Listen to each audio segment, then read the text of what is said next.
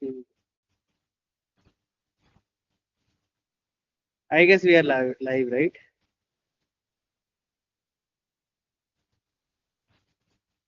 Okay. I think we are live. Yeah. So, okay, let me introduce myself. My name is Deepak Gaur. So, we have started this Go for Gold long challenge initiative. So, there used to be long challenges like during my time in 2018, 19, 20. So, there used to be 10-day long challenges and it used to be really fun. Like, I used to learn a lot by these long challenges. When you have a lot of time, you are not like just competing in a lot of stress, you have a lot of time to read topic and try problem. So we thought that okay, let's restart it.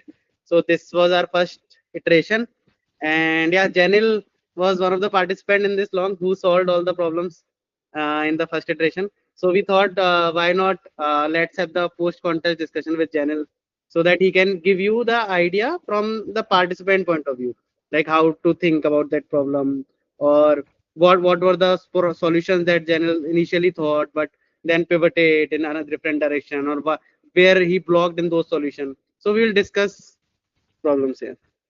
Hi, Jen. Okay. Uh, okay, okay. Let me.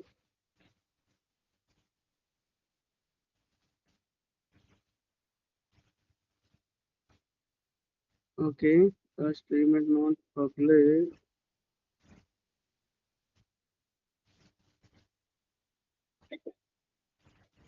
Wait a minute.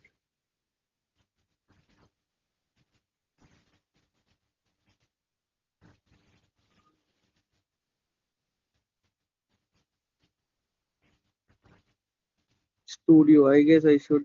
I need to go in studio.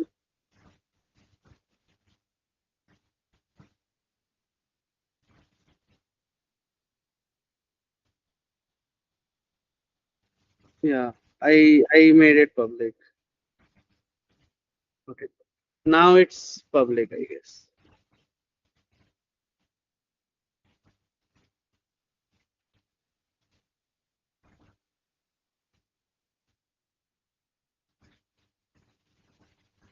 Yeah. We can start. Let's start in the increasing order of difficulty according to you.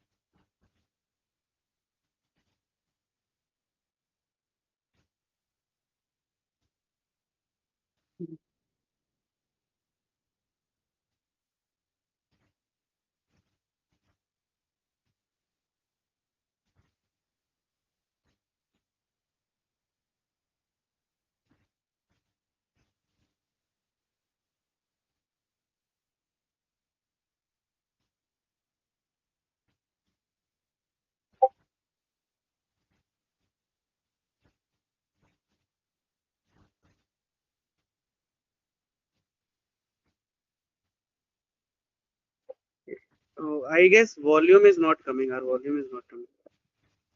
Okay. Yeah. Okay. I had muted this by accident. Yes. Yeah.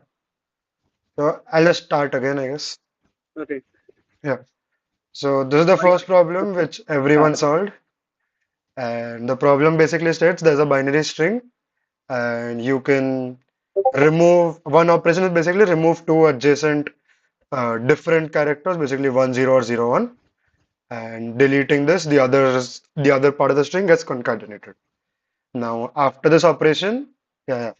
So we need to do this operation as many times as possible so that the final array becomes the minimum, like minimum size. Now main observation over here is first we'll have a particular streak of ones and the first character which is different. If we don't remove, if we don't do the operation over here, anything else, the anything future, whatever I do, these two things, these two elements will always remain. So it's always better to remove this and do this operation as the first occurrence of different characters. So you just keep doing this by maintaining either a stack or a variable that I have this character and have the count of this character. And as soon as I get a different number, different, if I get a zero, I reduce the count of one.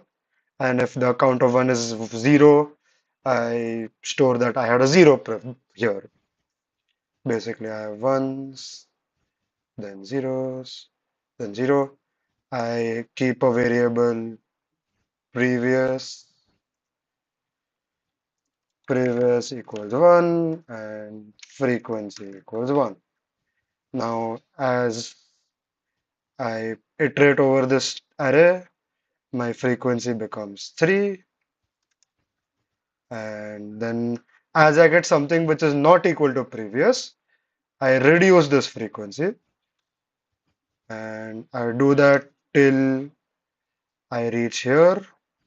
And now when I'm at here, my frequency is 0 and my previous is different. So I update this previous. I basically do previous becomes this and frequency increases. And I can Hmm. do that, keep increasing, and at the end of the day, I'll have some frequency, and that is my answer. Actually, I have a different solution for this. So generally, how I think about these problems, right? So basically, there some zeros are canceling some ones, and whenever they are consecutive, they will cancel. This process will keep on going and going until there cannot be anything which can happen anymore, Yes, right?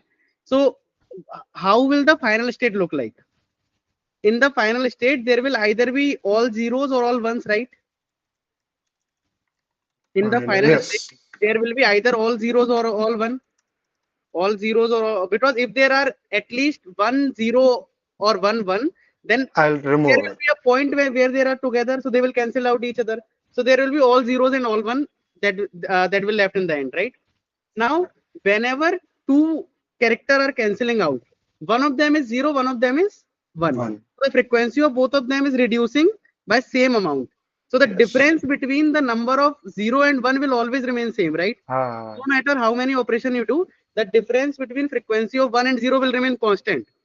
exactly. And at the end, this difference will remain because both of them will decrease simultaneously. So difference between one and zero will remain same. Between frequency of one and zero will remain same. Now finally, one either one will left or zero will left. So the answer will be absolute value of frequency of zero minus frequency of one. Ah, answer is absolute of So whichever is bigger, frequency. because at the end, some either zero will left or one will left, right? So Yes, yes. That is a very elegant way to think about it. Yes. so generally this type of thinking helps a lot in game theory problem. So Yes. where we try to analyze the problem and see there has to be something which is not changing. So I try to focus what is not changing and then try to build my solution on the top of it. Ah, Here the difference between frequency is not changing. So we can build a solution on the top of fair enough. And like the constraints of 500, you can do a lot of stuff over here, but this is like the cleanest approach. Just count the frequencies and get the answer. it. Yes. So now I think the next problem was L, like the one I had solved, and I think it was pretty like yeah, good problem. So your there is a deep nest is basically there's a graph tree basically. The web is in a form of a tree, and for every node there is an edge. Edge is a web, and if there is not pre if an edge is not present, it's not a web. Now, what you can do for this operation is for every pair of x comma y where there is no edge between them, but there is an edge between x and z and y and z, like there's a node z. I can add an edge between that x and y node. In short, what it's saying is, let's say I have something like this, where this is x, this is y, and this is the z, which is basically a common node where both of them are connected to. In one operation, I can connect these two nodes. Now it doesn't really in now it also doesn't matter how many nodes there are. For example, if this was a Z, I will connect this, and this in the same operation, right? In 1 hour, yeah. In 1 hour, this operation happens. Like everything gets connected. So in this example, if you see, 3 and 1 are connected by 5. So after the 1 hour, 3 and 1 get connected. 5 and 2 are connected by 6. So 5, 2 get connected. 5, 4 are connected by 6. So 5, 4 get connected. And same goes for 3, 6, which are by 5. So everything is connected. And at the end, after 2 hours, everything gets connected. And we need to find how long it does it take to complete the entire web. Basically, every node has an edge between, like every node has an edge to all the other nodes. Basically, cluster, it's called a cluster, but yeah. Now, in general, in these type of problems, when lot of things is happening together simultaneously, uh, I just try to think of it as I make some examples, I see what is happening step by step, and then I basically infer that this is what I'll write the solution as. So firstly, these kind of trees are very complicated to even make an answer for. So an easiest tree is a bamboo. So what I did was I made it like a 5 size bamboo, 5 node bamboo, and I'm seeing what is You happening. know what is exactly happening in the problem Yeah. first. So basically, what is happening is, let's say two nodes are directly connected, then they are directly connected. Hmm. If they are not directly connected, but they have a distance of 1 in between them. For example, Hmm. you can go from A to B and B to C. You cannot directly go from A to C. Then this distance will be reduced by 1. So basically, every two distance node will become adjacent after 1 hour. Exactly. So basically, all the nodes which are one distance, they will remain at one distance. Two distance nodes will also become one distance. And Yes. we need to tell after how much time everyone will become adjacent to each other. Correct. So now that distance observation actually helps in this solving this bamboo, for You are not example. audible. Yeah. Hello, hello. Am I audible now? No, What? not to me, I guess. Wait. Mic source. Hello, hello. Is it audible now? I can change my mic source to my. No. Hello, hello. Hello. In stream, it is audible. I think you can't hear me.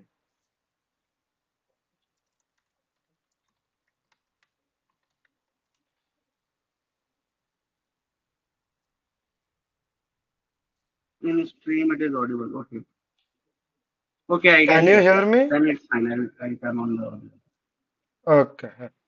So basically, that bamboo, the distance example, distance observation basically helps in solving this bamboo problem. So that let's just connect after 1 hour what's happening. Okay.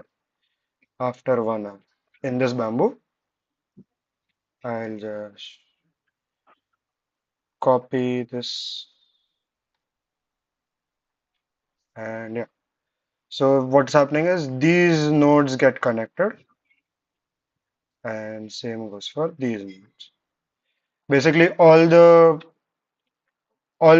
nodes which are two distance away gets connected. Can you hear me now? Hello. Okay, I still don't think you can hear me. But okay. Yeah.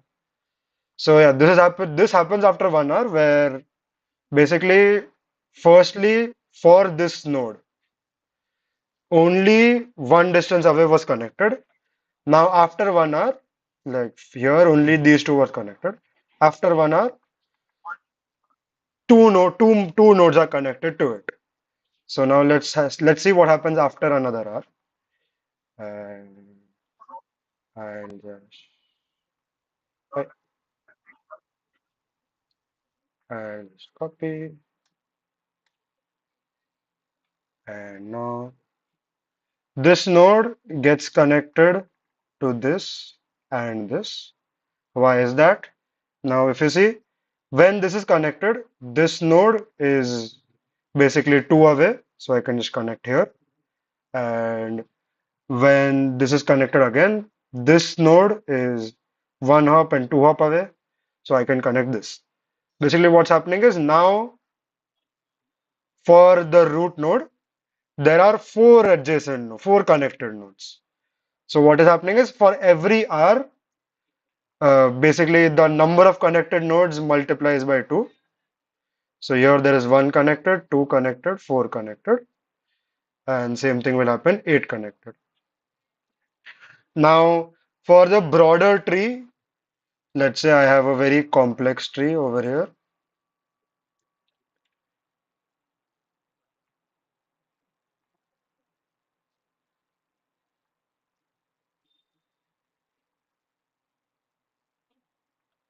This is a big tree, You for said example. complex tree, then you draw a binary one.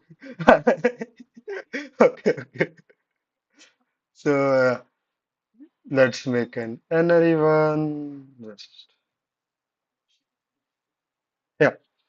So in this tree, now in bamboo, it's very straightforward to look at it, like how is it connecting. But in a like in when more nodes are there, when many edges are there, you don't really see something what's happening.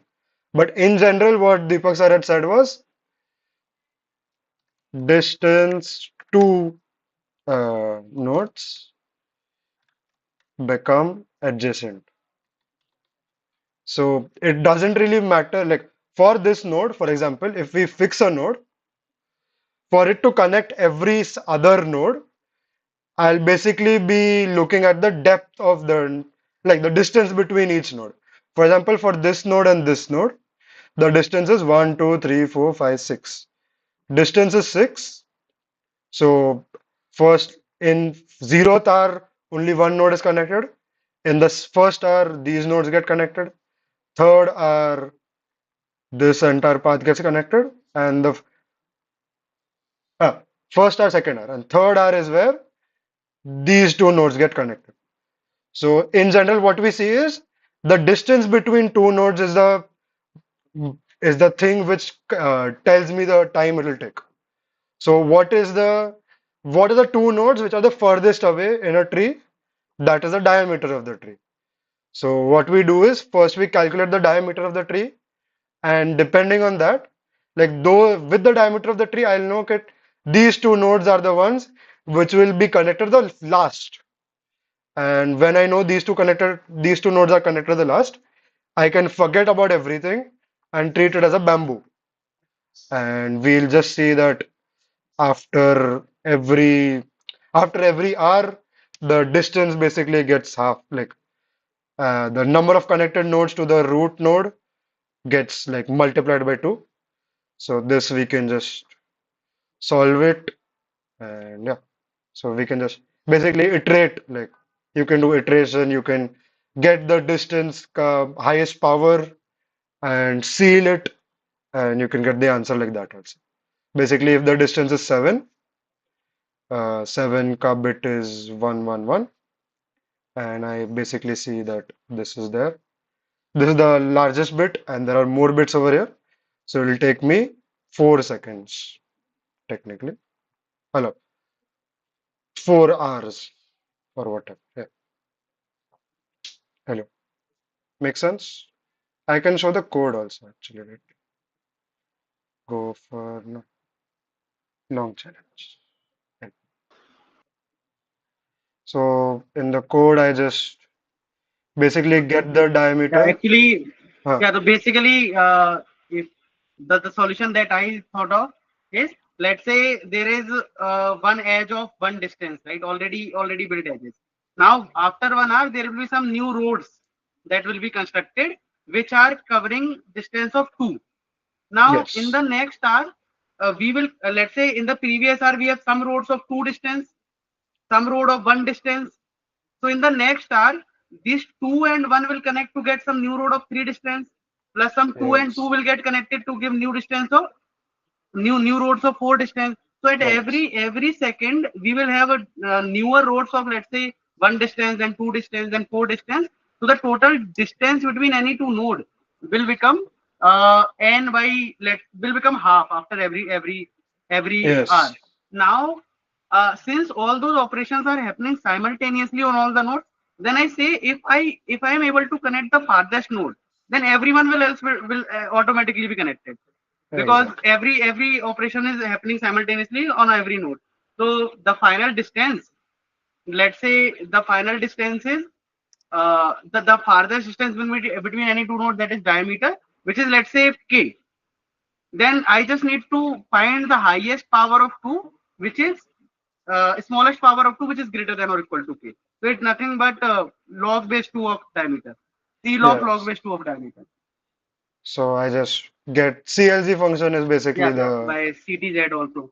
yeah, the la largest power of two. CLZ, it's like count leading zeros. Okay, 31 minus Yeah, leading zeros. Okay. exactly. There is another function, CTZ. Oh, Okay. CTZ But also that would have works. given the only trailing zeros, not the entire two. Ah, okay. So CLZ I had found by reading the CP Okay. algorithm I'll have website. to carry on the stream. Ah,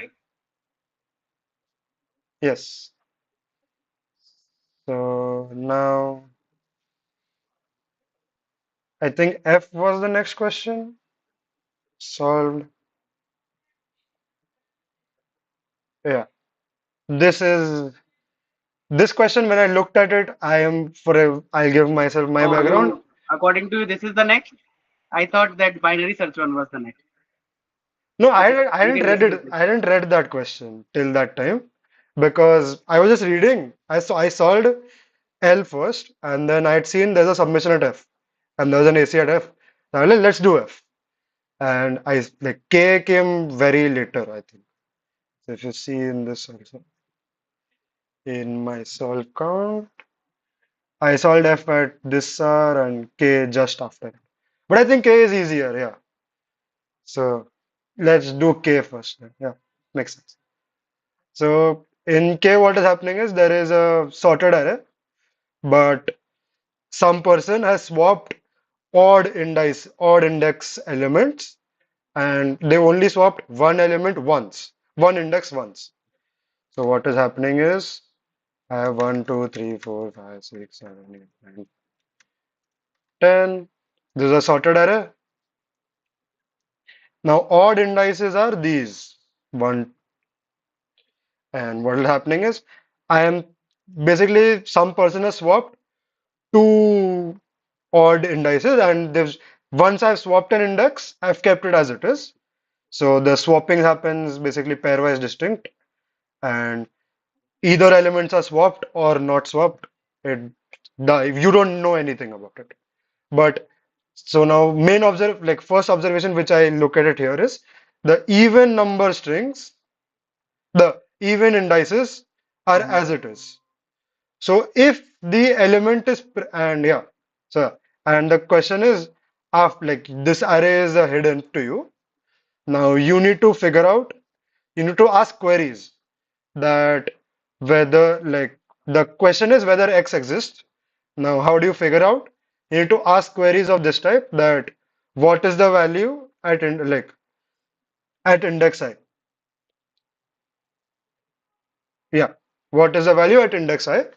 Now the juror will tell you that this number is present at this index. Now, what we see is since all even indices are as it is and they're sorted, we can just do normal binary search over here.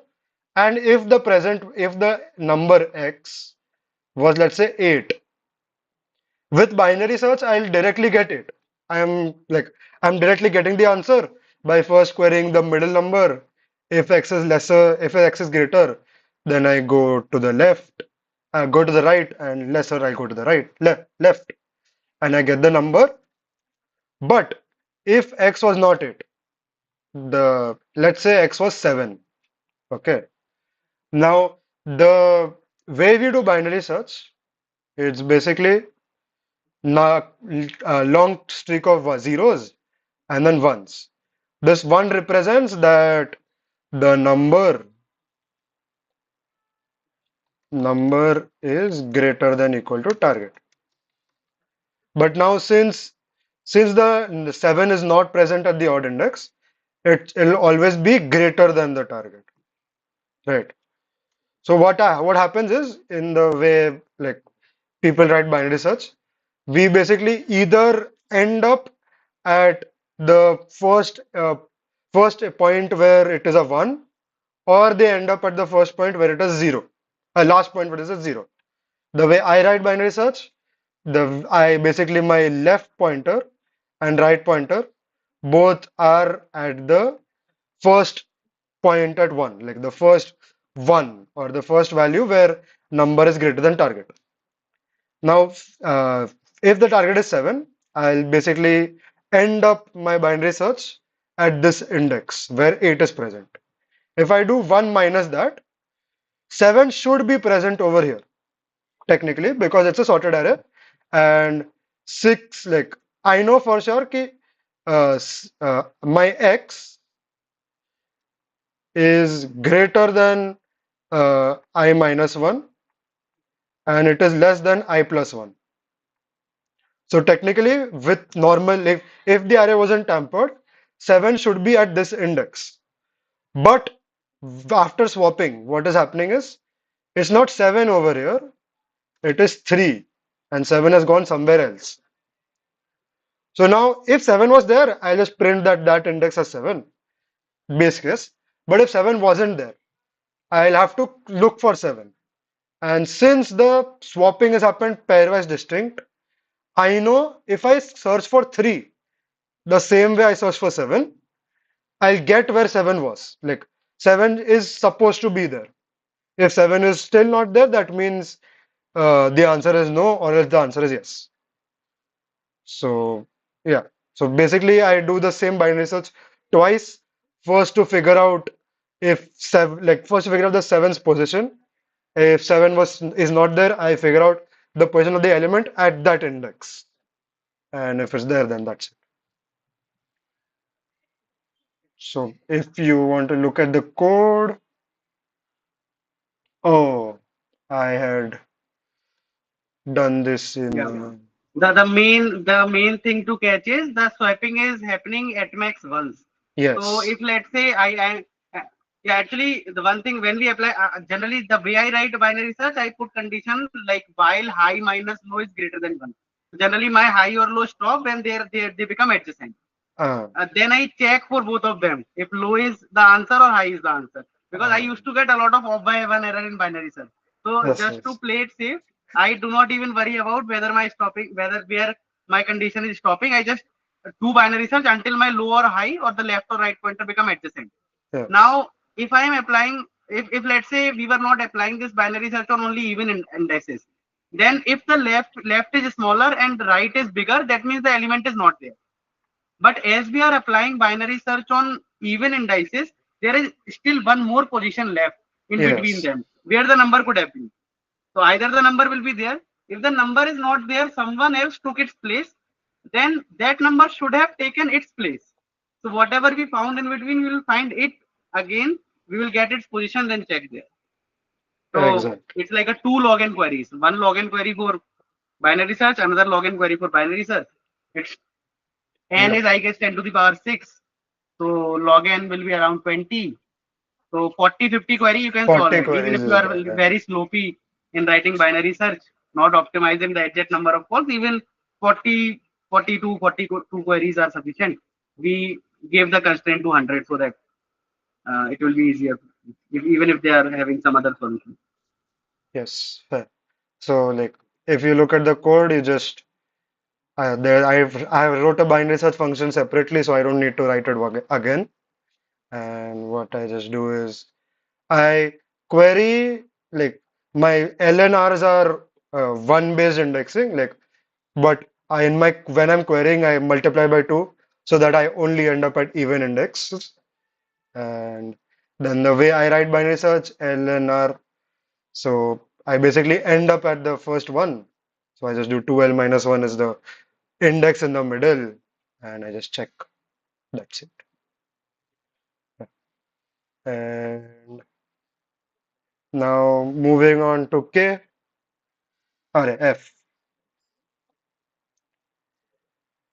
F is a very interesting problem. Now, a beautiful pair is basically pair of indices ij, such that these two things hold, where x and y are some random integers which I like don't really care about. But they're positive integers, and AI and age are also integers. That is one very important thing to note. Confirm. So now let's just write these equalities. AI is what? X square by y, and AJ is y square by x. Now, in these type of questions, when these two are unknown, we need to remove one of them. So let's just substitute the value of y from here. Y is x square by ai. When I substitute over here, I get aj is x raised 4 by ai square into y into x. Now these two gets cancelled out. If I bring it to this side, ai square into aj equals x cubed. Now, if you look at it, uh, let's say, and yeah, so now what can we infer about aj over here? Okay, now since x is raised to 3, if the prime factorization of x, all the powers will be basically modulo 3 0. They will be divisible by 3 because if I have a prime factorization, let's say of 15, it is 0, 1, 1 for 2, 3, and 5. If I do 15 cube, basically that is basically saying I multiply this entire prime factorization array into 3. So what we know is all the powers in the prime factorization have to be divisible by 3. And since all the powers in x are divisible by 3, we need to make sure that this left hand side should also have all the powers be divisible by 3. Now, how do I make sure they are divisible by 3? If I have this equal, if I have, let's say, AJ is 15. Okay, I know it is 0, 1, 1. I need, basically, I need this AI square, and AI square is also going to be like modulo 2, basically. You can, like, take that into consideration, but no, it doesn't really matter.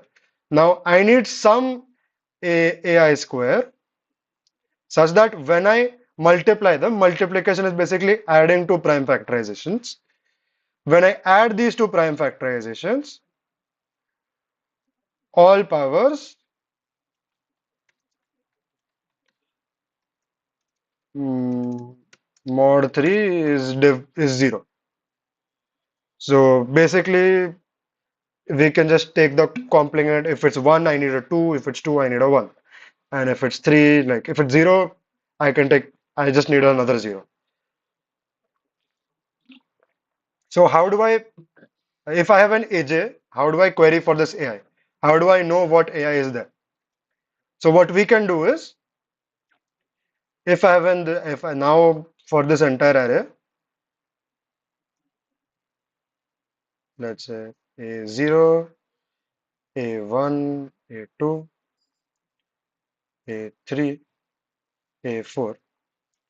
What I can do is, let's say I have some kind of map which stores this prime factorization square, like A0 square, A1 square, A2 square is already stored. For this A3, there is only one particular prime factorization which leads me to x cube, which basically makes it a power of 3, like modulo 3. So I can just query in that map how many such AIs are there, and I'll get the answer directly. Basically, I can query in map how many AI square exist before me. And that is my answer. I can then store AJ square in the map and then keep going on. So that is the entire logic. To do prime factorization in login, basically this requires you to do prime factorization in login. So what we do is we can do sieve and then sieve and then I'll get ne, wait, huh. So you can do sieve, get the prime factorization in login and then store the prime factorization in a map and you get the answer. That's it. So if you want And to, uh, here, one more thing also, like for example, let's say I am pairing up some AJ with some AI square. There may yes, be some additional prime in that AJ, hmm, which are already, which has power already multiple of 3. So we yes, also need to ignore yeah, them. Similarly, if let's say some prime has a power 4, then also it will be considered as a power of 1 only because that 3 will paired up. So yes, while prime factoring a number, we will basically prime factor it, and and then we modulo will 3. find all power. We'll take modulo 3 of each and every power. Then whatever number we receive, we'll have to pair it up with another number because other one Exactly, will cancel out. We don't need to worry about it. exactly. So in the factorization function, I basically have a map of factors, and here I iterate over the primes. I get the prime factors, and when I have the count, I do a modulo 3 over here. So I ensure that it is modulo 3, and then I just and one thing to notice, instead of storing prime factorizations, I can store the number itself because that prime factorization represents a number, that prime factorization modulo 3. So instead of querying that prime factorization vector, you can query the prime factorization number itself. So that is just that is what you do. And this is like basically you can generate prime numbers till the square root of AI because anything greater will only occur once. So you make sure to do that, and that is why you can make sure that this is happening in login. So yeah, and then you can just iterate over the primes, and this is basically doing the AI square and AI thing required and Are you square. prime factor? Are you doing prime factorization square root and No, no, I'm iterating the primes. Yeah. So like it is primes up to n. Yeah. So whatever. It's not log n also, it's primes up to n. Yeah.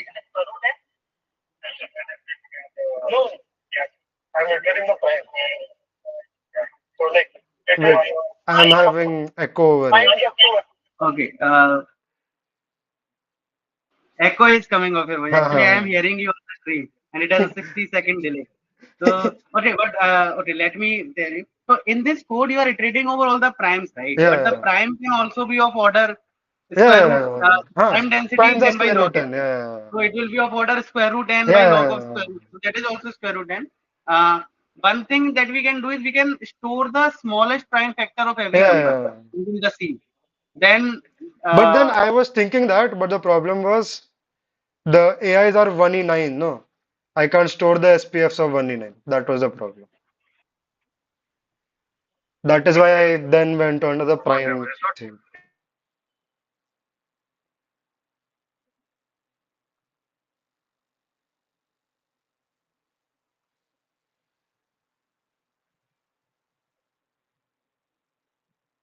got it. The 60-second delay because the voice is not coming on the meet. Yes, yes. Can you reconnect the meet? Like uh, Ah, okay, wait. like cancel the meet and then reconnect. Wait. Rejoin. Then I'll have to hide my screen. Wait. Screen capture. I hide. Arre. No, not OB. No, wait. I'll have to rejoin the meet. No link. I don't want to share. Rejoin. Hello. Can you hear me now?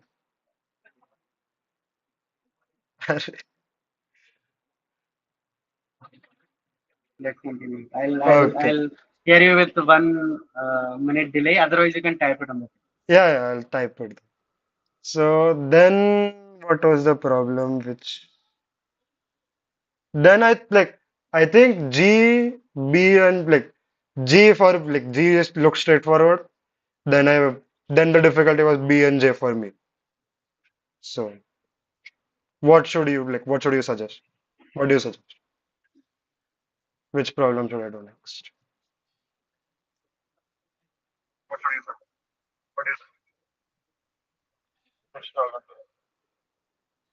Okay, you are asking me problem, right? Which problem to discuss now? Okay, I guess we can discuss. According to me, the next problem was okay. It's tough. K binary search is done. L is done. A is done. F is done also, right? I Yeah. guess I found J to be easy. I don't know, like Even I found J J to be in easy. CPU with masking, with Yeah. with just in the check function, you just need to have a check the line to circle intersection. That is a Yeah. standard template that you can copy paste from CPU algorithm. For me, it was the next difficult.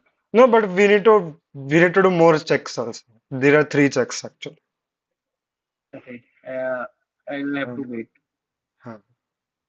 I guess we can discuss. According to me, the next one.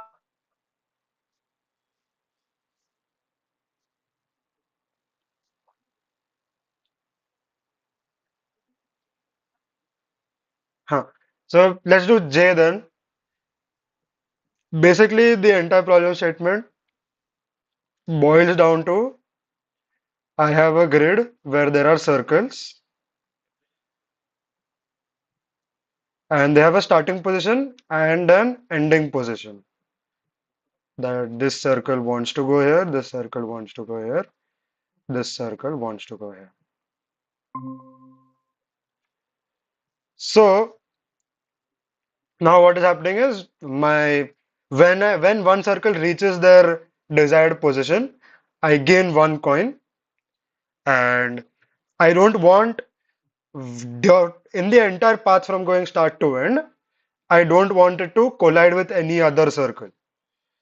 So yeah, so there should be no collision during the path and I can only move one circle at a time. So like one move is moving one circle from start to its end. So like how do I yeah, in general these type of questions if I have some order you do that with bitmass dp and bitmass dp in general what it does is uh, I have this particular numbers of these circles are at the start, these circles are at the end, and you can hear me now, right? Yeah, I can hear you now. Yeah, perfect. So yeah, so these circles are at the start, these circles are at the end, and I want to make a particular, like for example, I have bit mass dp basically is this, that these circles have reached the end, have reached the desired state, and these circles are still at the start. So in one particular iteration, I can either choose this, either choose this, either choose this. If I'm choosing this, I need to know, I need to make sure that I'm not intersecting with any other circle. So how do I do that? How do I know ki in the path from this circle start to end, I'm not intersecting with any of these circles. So what we can look for is, let's say this circle wants to go from here to here. This is basically a straight line, and you can think of this as a rectangle. A rectangle like this, and some kind of semicircle over here and a semicircle over here. Okay. Now, this circle to not collide with anything, any other circle should not intersect with this rectangle or this circle, basically. If you know for sure that all the other circles are not intersecting with this rectangle or this circle, I know, okay, I can do this operation. So how do you do this? Actually, fun story. If you see over here, I have 17 WS over here. So it is a very the precision stuff. It was a very irritating thing for me, and I got this idea when I was like I couldn't sleep for some reason because I was thinking on this problem, and I got this idea. So I was like, fatafat coding this question. And when I was coding this question, I used template from Cactal, basically Cactal geometry, and in this it had circle polygon intersection, and it had circle intersection. So I was like, this is amazing. If I just get these polygons and I get the circle, I use this template and I get AC. And but one more thing, to get this polygon, I need these tangents, and to get this tangents also there is a template. So there is circle tangents. So I just use circle tangents. I use circle polygon intersection. I use circle intersection, and I like easy SE. But then they were like, the problem is these templates. First of all, I didn't know how to use them. I was using them for the first time. So one thing to make sure is this circle polygon intersection. The polygon has to be in a clockwise direction. So counterclockwise direction. So I had done that error, so I had a W because of that. Then another thing was, not only that, this there's a lot of precision error, and when it is like intersecting on a point, the precision is too like there's a point intersection. Basically, one more thing is here over here. Score doesn't change if the radius is decreased by 1 - 1e5. That means if there's a circle touching, that means it's not intersecting. So that is a clarifying thing which I even asked in Right. clarification. And yeah, so that lot of errors happened. So then I was like, let's simplify the problem even further. If this polygon thing is not working, let's simplify this even further. So one thing to notice, these lines are the only thing I need to care about.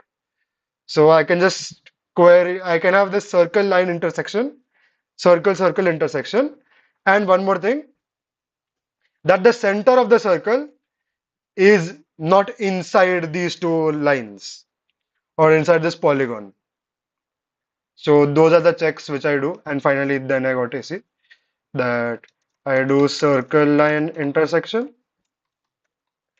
I do circle intersection, and at the end I check center, point and hull point in hull. Basically, these 4 points form a hull, and I can just query if this point is inside this hull or not. I think I used what did I use at the end? I used a lot of stuff. So wait. Inside hull, circle line intersection, and circle circle intersection.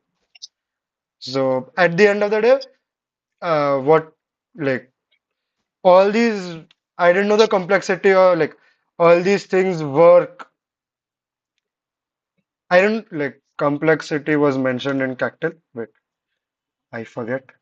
O of n for the polygon size, but wait, tangents was there is no time constant. Okay, so what I did was instead of computing it every single time, I just pre-computed if these two circles are intersecting, and once I've pre-computed that, this bitmass dp is pretty straightforward. That I have this state, I have if I want to get this circle to the end, I check if they are not intersecting, and if it is not intersecting, I go to the next state. If none of it is, I just return and I print the final answer. So yeah. Okay, I guess there are easy way to solve this, like a lot Oh, easy way. So basically, okay, let's say you want to move a circle from starting to final position, and you want to check whether any other circle is intersecting or not. That is the problem, right? yeah. So how I solved it? Let me actually I didn't do a lot of stuff that you mentioned. Oh, Okay, when are two circles touching? When the perpendicular distance between their center yeah, yeah. is equal to the sum of their radius, right? Yes, Is equal to the sum of their radius. If the yes, perpendicular distance between their center is greater than the sum of radius, then they are not touching. So yes. basically, what we need to do is whenever we are moving one starting point from one point to another point, we can just check with all the circle whether it will intersect this whole line segment. So basically, the perpendicular distance between a line segment, the center line segment. Let's say you Okay. want to move a circle from A to B. Let's only consider their center point. Okay. Let's consider the center point of starting point and the ending point. Now take the perpendicular distance of this line. Okay, you can draw it actually. Yeah, yeah. So this basically the center line. Yeah, center line.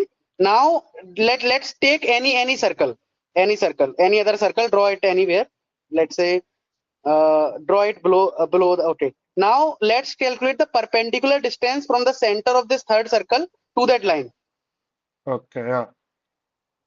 Okay. Ah, Now if this distance is greater than r1 plus r2, like that, then it will not intersect. Otherwise, it will intersect. So it's just like a five ah. to six line of code, no precision error, nothing. So you don't Oh, have to imagine damn. because you get it right. Yeah, yeah. So to take all the circles, whenever you are moving any circle I from its starting to target, check all other circle. So for all other circle, if you have already stored which of them are moved and which of them are not. So if some circle is moved, that means it will be at its final position. So Yes. take that perpendicular distance from its target point to this line distance and check if it is greater than or equal to the sum of Yeah. distance of Greater this. than. Equal to is just touching, no? Okay, yeah. So it should be greater than the segment Yeah. distance from the other circle, whether So they may basically be the final position of starting. It should be greater than the sum of radius. Then it's not touching. between center and line should be greater than Sum of radius. center 1 plus Radius one plus center, radius two. ah, sorry, radius 1 plus radius 2. That is just way easier. Damn. Yeah. You just have to copy paste the snippet of a segment distance. Basically, given a line Yeah, point, what is the perpendicular distance? So that I one think segment. there must be something. Segment distance. Yeah. Uh, Or line distance. Ah, wait, this is PDF. Line distance dot h, and you can just do this. Yes.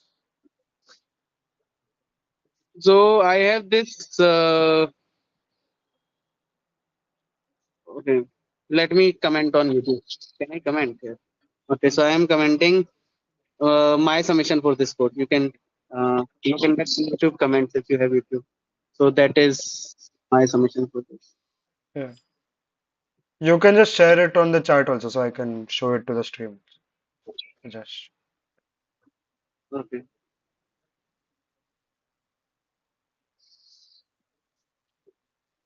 In the meet chat. yeah, yeah, meet chat. Okay, okay.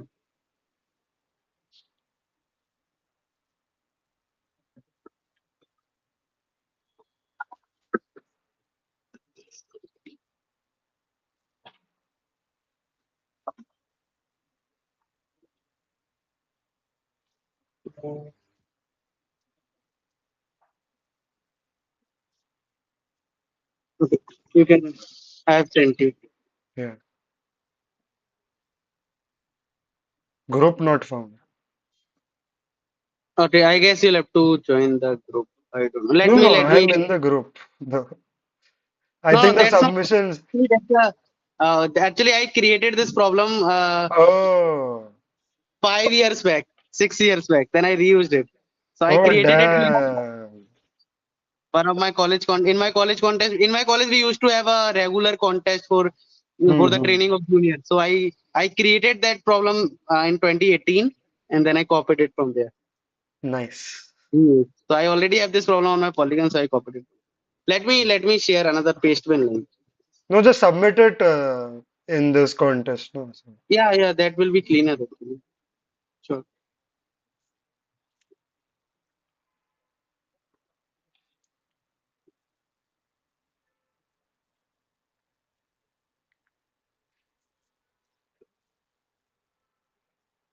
I'll submit it in the contest. That is question J, right? hmm. Submit code.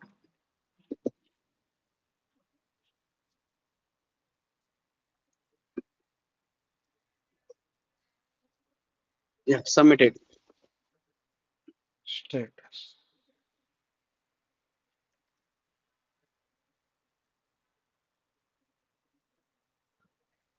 Can't see it.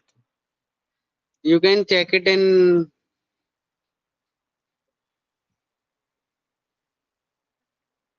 Yeah, it's submitted. You can't see it. No, I can't see it Okay, in the status. okay. Wait a minute. I guess it's because I guess I submitted in manager mode. So Ah, let me disable the manager mode. You can see. Problem J.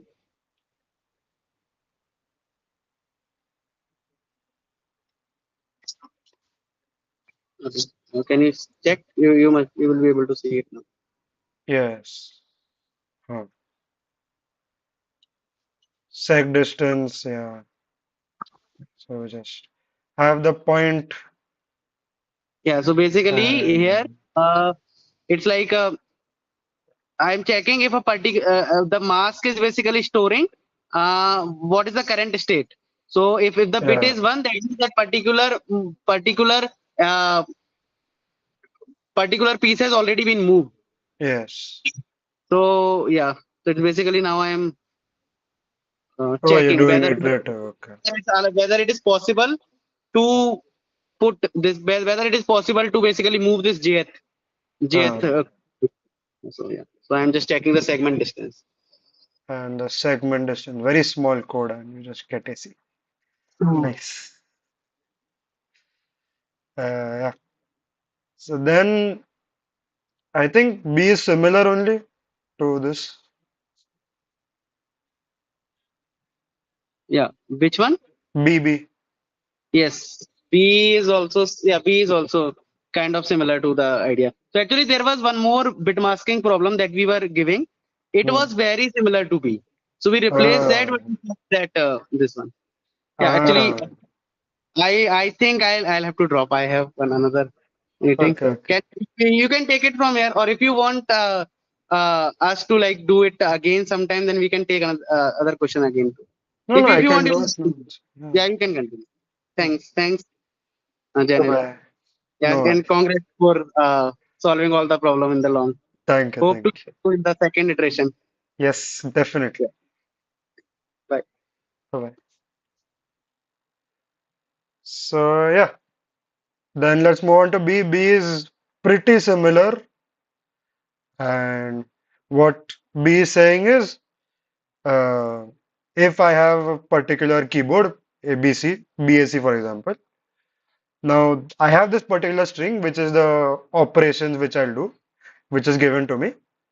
Now there is particular keyboard, like I need to figure out the keyboard sequence such that I minimize the time it takes. The time is basically the distance between two consecutive characters. So distance between AA, then AC, then CA, then AB, then BC. So if you look at it, it's distance between AA, AC, CA, AB, BC. And the distance over here is basically the position. So 1, 2, and 3, and you get this. Now I need to figure out, I have the string, I need to figure out the minimum time to get this. Right. So it is a very similar problem to like the J in that I need to figure out a particular sequence which works for me. So how do you do that?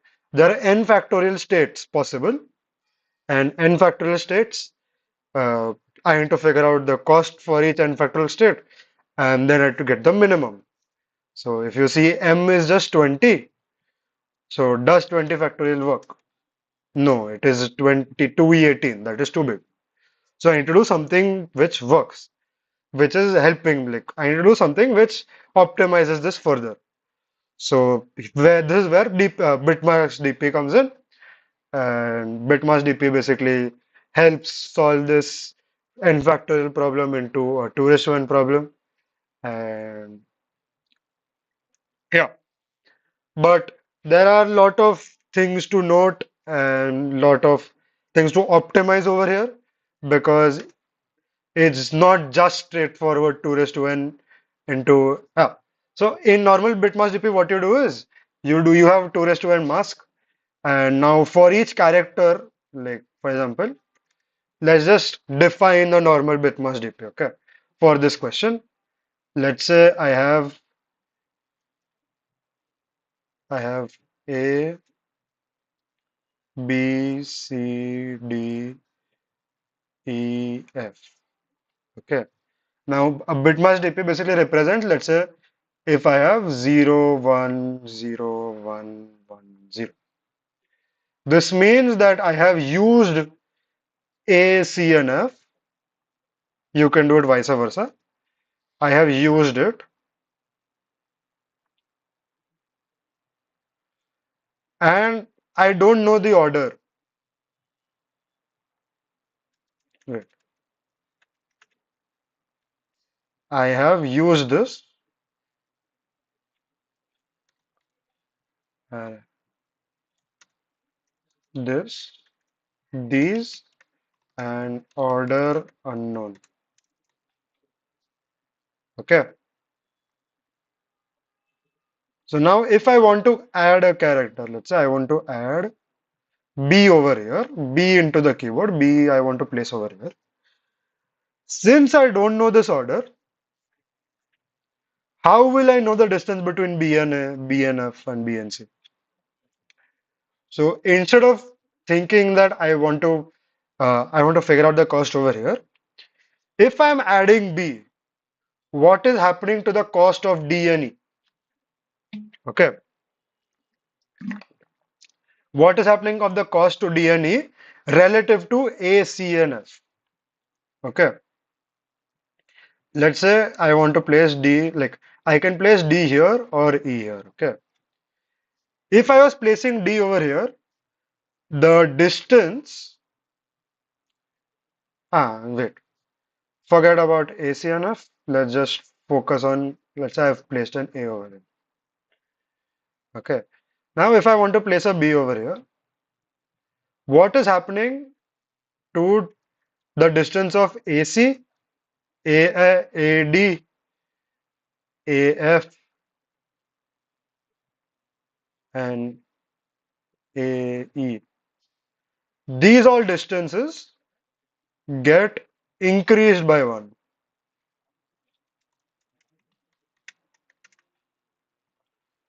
Since these all distances get increased by 1, what I can make what I can do is my this is my cost. This is my DP. In my DP, when I write cost plus DP of next state, this is my cost. That when I'm adding a B over here, for all these other characters, my distance between A and C, A and D, A and F, A and E gets increased by 1. So what happens is, and let's say I want to do AC 5 times. I'm traveling from A to C 5 times, C to A also 5 times. Like A to C and C to A 5 times, A to D and D to A 3 times, A to F, let's say I'm traveling 0 times, and A to E, I'm like basically adjacent A to E's are 6 times. So my cost basically increases by 5 plus 3 plus 6. So this is my cost to add B over here. So now let's say I've added a B. Now I want to add E over here. So now what is happening to the cost? Cost of AC, AD, AF, BC,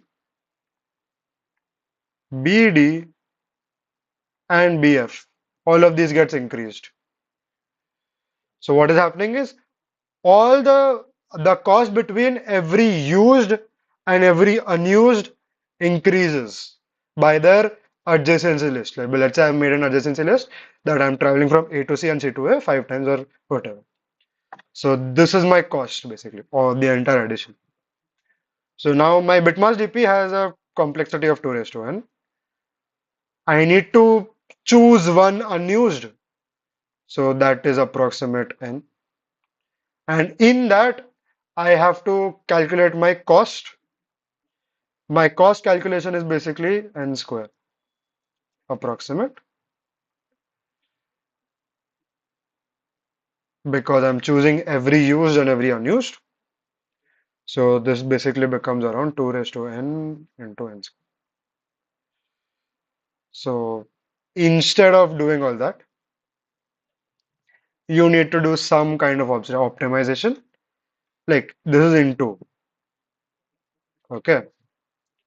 So my, sorry, 2 raised to n into n cubed. And my time limit is 1 second. And what is 2 raised to 20 into 20 cubed?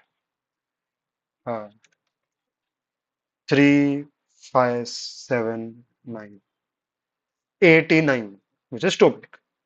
But can I do this? 3, 5, 7, 8. Not really, but this is not, technically, this is not 20 cubed because I'm not, basically, this part I optimize, like amortize complexity, like n cubed though doesn't really work, but 2 raised to n into, I can do 2 raised to n into used multiplied by unused. I can do this. Why is that? Because what is the worst case over here? N is 10, like basically I've used, and this is used is 10 and unused is 10. So around it's 100 and 2 raised to 20 into 100. And it's not 100 always, so it fits complexity. So so this doesn't work where I choose a used value, unused value, and I calculate the cost. This doesn't work. I need to do some pre-computation. so that my complexity becomes this. So this is where I was stuck at. Fun fact, I had calculated this number n as 2. Like I had forgotten a 0 over here. So I thought this should work, but this doesn't. And that is why if you see over here, I was getting TLE, and TLE was only because I misunderstood the time complexity, just miscalculated a 0. Well,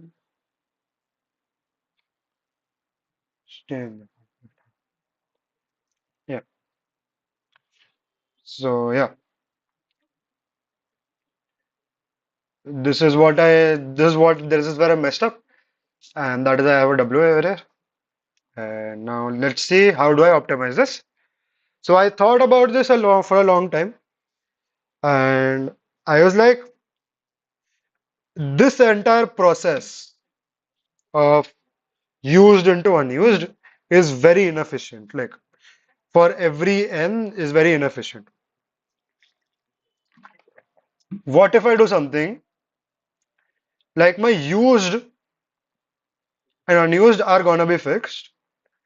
Only one character is what I'm changing, right? Like one character will come from unused to used. So what I can do is, firstly, I'll calculate for the entire thing, for every used into unused.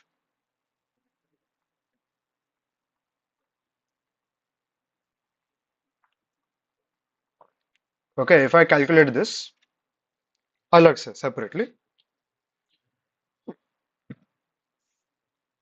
So if you see, I'm just calculating that. Huh.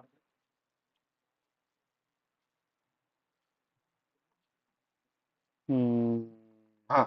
Used into unused. Now, what am I doing? Wait, what is the sub value? I'll need to remember this. Wait a second.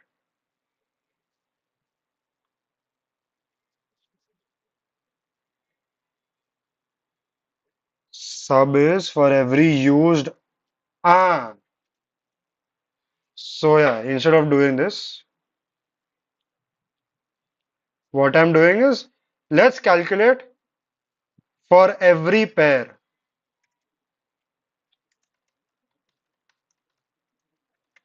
what is cost. Okay. So if I'm doing that, my answer is what? Answer is every pair minus cost of used into used. Basically, cost between two used pairs and two unused pairs minus cost of unused into unused. So yeah, so over here my sub value, basically what I do is I get the cost between two used, already used, so I don't need to consider them at all. Okay, now what do I do? How do I calculate the cost now? So one thing to notice, I check for every single character. I make a different array from 0 to 20, and this is basically 0 to all the characters. If I'm doing 0, what is the cost for all the others combined? Okay, all the others combined. So basically, my C basically does is C of I is I just add the adjacency of I comma j. Adjacency of I comma j basically tells me कि if I'm at a B, what is the adjacent? How many times am I adjacent to A, C, and D, for example? That is my cost. So in my cost array, I have AB, huh, AB plus uh, CB plus DB. Okay, this is my cost of that particular character. Now, what is my cost? Like, let's say I have chosen, huh, the way I came up with, I'll talk about later. But now, let's say I have used A and now I want to fix B over here. Okay, I have C and D left. My cost is basically AC plus AD. Okay, this is my cost. And how do I like, wait, let's have an E over here also. So plus EC plus AD. Now I need to calculate this part efficiently. So first I calculate cost between every um,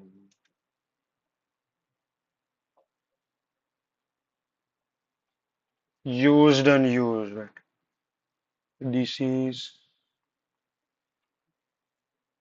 cost of that used minus adjacency of I comma j.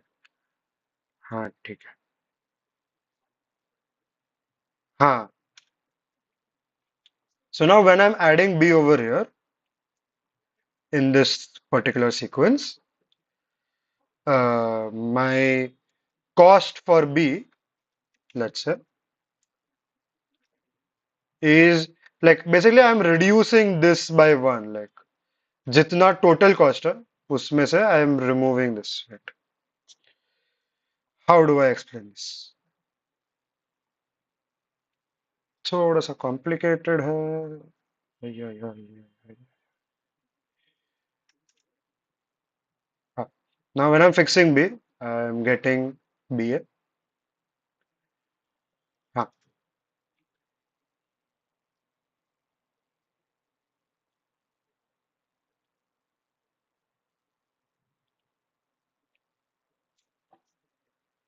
CJ is used का cost minus this.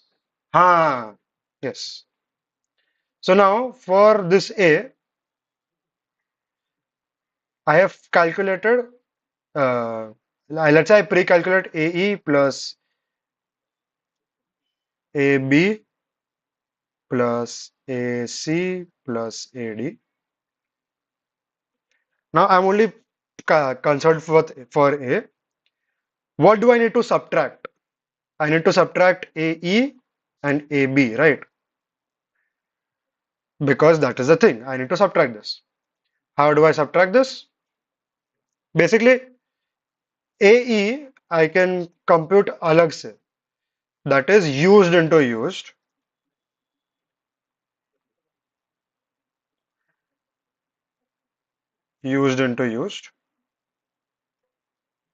That two loops I can do alag se. AB I can get directly. That is just adjacency. Anything left is this part which I require. So, and this something I'll come to later. But yeah, so what I'm doing is for the particular used number for a particular A, I have CJ as basically this entire string AC plus AB plus AC plus AD plus AE. Okay, AB plus AC plus AD plus AE. Okay, this is my C of A. I need to subtract AB. AB is the adjacency of I comma j because I'm using B. And yeah, so I do that for this. Basically I'll be left with this. And for wait, huh. So for C of E also, I'll have AE plus BE plus CE plus DE, and I'm removing BE. Now I need to remove what? I need to remove this, and I need to remove this. if I'm adding. So what is this? It's just AE into AE twice. So that is the used, that is where the subtraction comes in. I need to subtract this part out, that also twice because I have taken it twice. So that is why I have this cost 2 into subtraction. And yeah, so that is my entire cost. That is how I get. I remove this, I remove this, I remove this, I remove this, and I'm left with the actual cost. So that is it. So basically what I'm doing is I'm pre-computing the cost for every single letter. Now from that letter, now when I need to add a new letter, I check the way I calculate cost is cost equals used cost of used minus adjacency of used and want to use. So that is my this. I do summation of all overall used minus 2 into used into used. So that is it. Basically, this is not used into used. This is adjacency of used and used. You can do 2 into here because I'm doing I and j goes from I plus 1. But if you don't do I plus 1 and you do I and j both start from 0, you don't need to do multiply by 2. That's it. So yeah, that is it. And then your starting element can and yeah, one more thing, that is my cost. My DP is handling this entire cost, right? My DP is storing addition, the increase in cost. But for each and every character, जो normal cost है, that'll be there for sure, that'll be fixed. And that is not being calculated by DP. So I need to add that extra cost by the adjacency. And adjacency basically you can create normally by choosing I and I plus 1. And that is be thoda complicated. It was because this optimization, like the way, and I had just forgotten for some reason how how did I do it? Like I just blanked out. So yeah, and this is basically iterative DP. I do everything and I'll get the final answer at the end. At the last DP because I need it completely full. And then yeah, then coming to G, the problem is I have a graph. This is the actual graph, no tree, so there can be loops. There can be self loops, but there can be multiple edges. Okay, and it is directed. So let's just make a directed graph. So this is a directed graph.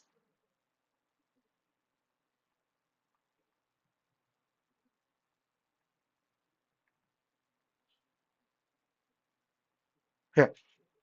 So this is a directed graph. I need to figure out. Wait, J no. I need to figure out. Uh, wait, I am given AI and BJ. And, for all paths starting from 1, if I at vertex 0, if like so now let's say I have number at 1, 2, 3, 4, 5, 6. Wait, let's say this is 1, this is 2, this is 3, this is 4, this is 5, this is 6, this is 7, this is 8, this is 9. and this is 10. Now, if there is a path from one, like for every vertex, I need to print the following. If there is no path from 1 to V, prints the index should show 0. If there's only one path, then it should show 1. If there are more than one path, then I should show 2. And if there are infinite paths, it should be -1. So wait, I'll just make this also.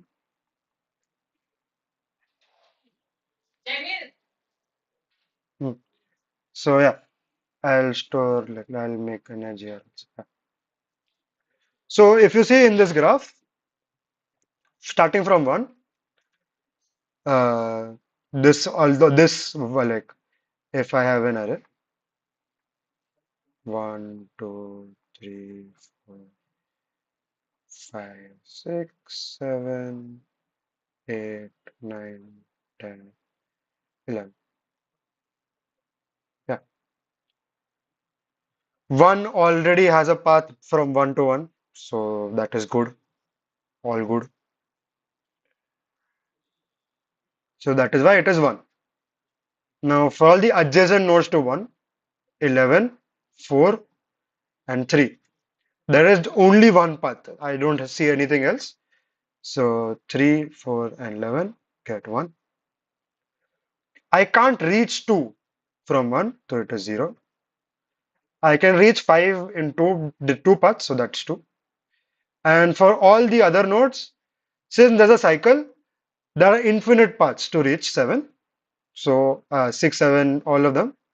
So all of them are -1. So main observation you see over here is, if I do a DFS from here, if I reach a node with a cycle, all the other nodes have a -1 there. And if I reach a node more than once, I store 2.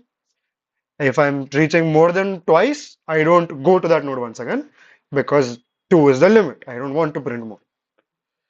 So yeah. So this problem boils down to, I am doing a DFS. If this node is a cycle, if this node is a part of a cycle, all the other nodes become -1. Like all the other nodes starting from here become -1. And the unreachable nodes are 0. So how do I figure this out? How do I check if a node is in a cycle or not? That you can do by cycle finding. Like uh, there are multiple cycles, so you can do SCC, basically strongly connected components. You can compress it, and you can do Kosarajos, Stargens, whatever, to know if this is part of a cycle or not. Now, once I know that these nodes are cycle, I can mark them that these are cycles. I can mark the ones which are not reachable by me directly by just doing normal one DFS with one visited array. And let's say this is another node, so this also has 2. So let's say this is 12. One more thing, that this is also 2 because there are 2 paths. Now, yeah. So firstly, like, I'll look at this problem step by step. That is how I solve this. So firstly, I need to mark all the unreachable nodes. Mark unreachable by one DFS. Then I need to figure out uh, mark nodes of a cycle with SCC, any template SCC, and then do second DFS to build answer. So that is it. That is what you do. And in general, if you see, like, you can check the code. But I used a normal SCC template from CP algorithms. I firstly, huh, the normal one, like, self loops are already, I mark them as a cycle. Unreachable के लिए I do one DFS. SCC, I make that SCC. I, like, basically use the SCC template. I call that function, and then with that function, I get this uh, basically condition, basically a vector of vectors, and that vector of vectors tell me if I'm a node, how many nodes are connected to me in that cycle. So if there are more than two nodes, more than one node to me, that means I am also a part of a cycle, and all of the other nodes are also part of a cycle. So that is why I just do this, and then the ways is my answer. Now, ways is the number of ways I can reach. Now, in my DFS, I also store a flag that if I've come from a cycle node or not. If I'm come from a cycle node, I have to set it as -1. So if I'm come from a cycle node, I need to set it as -1, and that DFS happens separately, and or else I increase the ways of child and I make sure that ways of child is less than 2. If it's greater than equal greater than 2, so I don't visit only, and if it is -1, I don't visit once again. That's it, and I print that. So yeah, that is G. Pretty straightforward.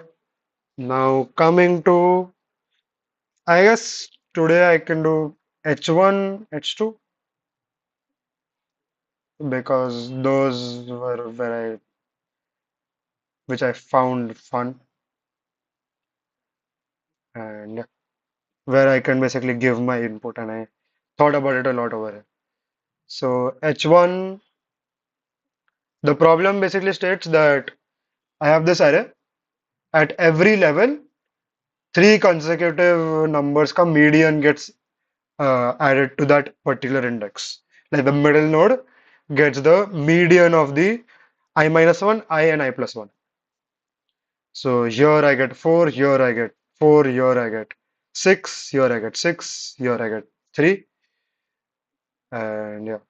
And then the median of these three is 4, the median of these three is 6, the median of these three is 6, and the median of these three is 6. I need to figure out the last number at the end of the day. So from this only, like, and H1 only has zeros and ones, while H2 has any number, -189 to +189. So in this type of questions, what like how I tackle this question specifically was something I learned from Dominator. Like I was in GoForGold camp and where he'd taken a PCD where a similar uh, kind of similar like greedy solution was there.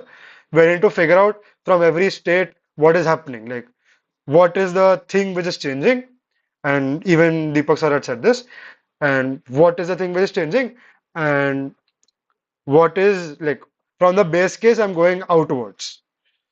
So that is what I did. Even in Amritapuri regional live stream, he had shared a solution about that uh, connectivity, like I think graph problem, graph and number theory, like game theory problem, game theory. I don't know. I don't remember the problem exactly, but yeah. So what I noticed here is, let's take the base case. Let's take a three size array itself. Right, an array only having three numbers. And now for solving H1, I'll just do 1, 0, and 1. What are the possibilities at this index? 1, 1, 1, 1, 1, 0, 1, 0, 1. Everything else is just mirror image, like 0, 0, 0 is just inverse of this. 0, 0, 1 is inverse of this. 0, 1, 0 is inverse of this. 0, 1, 1 is just flip side of this. So everything gets handled with these three cases. Now let's say I have another two numbers over here. How does my answer get changed? How does my answer change? So if I have 1, 1, 1 here, what are the possibilities of this thing? It can be 0 or a 1. This can be 0 or a 1. Okay. So what does it lead to? 0, 1, 1, 1, 0, 1, 1, 1, 1, 1, 0, 1, 1, 1, 1, and 1, 1, 1, 0. So what is happening over here is if I take the median and I simulate propagate it upwards,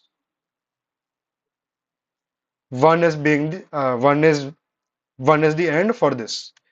So this leads to a 1. Same for this.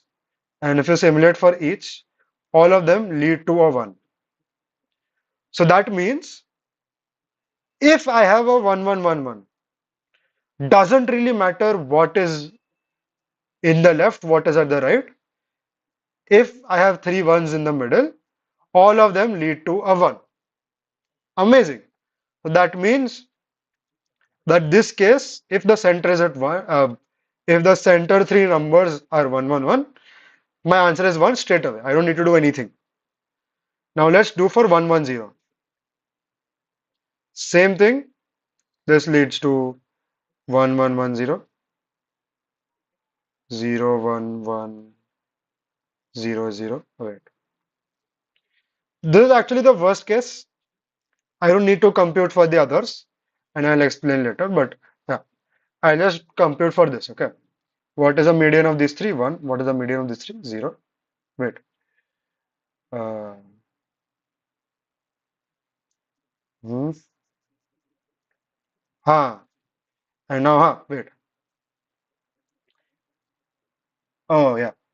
I'm stupid. Ha. Median of these three is 1. Median of these three is 1. Median of these three is 0. So what is happening is this is ending up being the same thing. 1 1 0 goes to 1 1 0 only. This is the worst case. If I have a 1 here, let's say 1 1 1 0 0, 1 1 0. This is also leading to 1 1 0.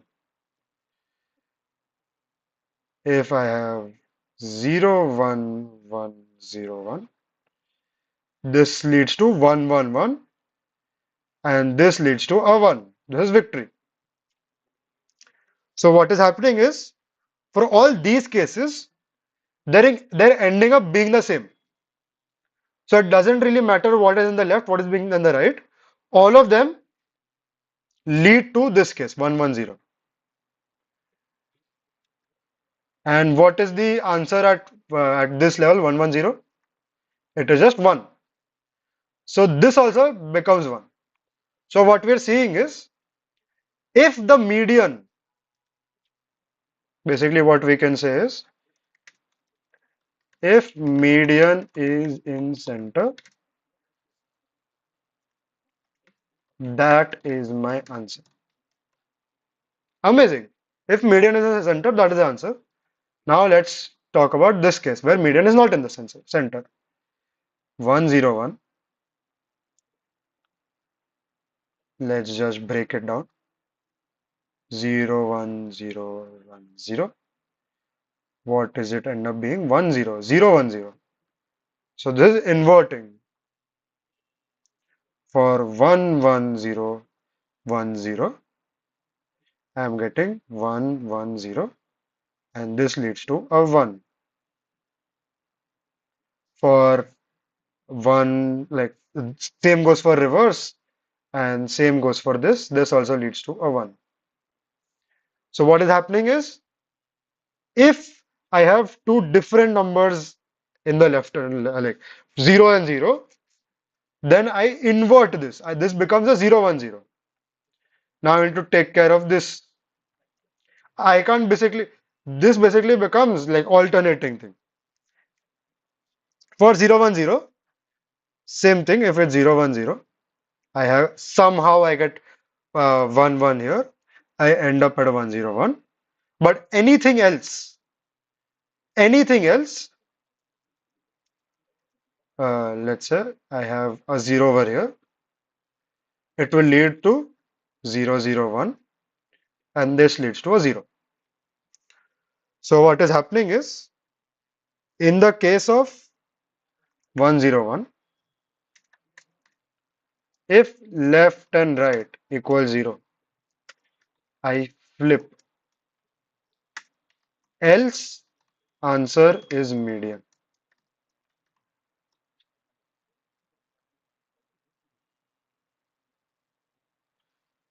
So basically, first it was 0 1 0. Now I basically end up at 0 1 0. 1 0 1, I end up at 0 1 0. So now if I take a very big string, let's say 1 0 1 0 1 0 1 0 1 0 1, and let's say I have 0 0 0, and here I have 1 1 1 1. Okay, so 1 2 3 4, 1 2 3 4. Okay, what is the center? 1 2 3 4 5 6 7 8 9 10 11 12 17 18 19 20 21. 21. So 1 2 3 4 5 6 7 8 9 10. This is the center. This is the center. And now what I do is I just, when I have this, I flip. Like at every, wait, I'll make this Excel. Huh.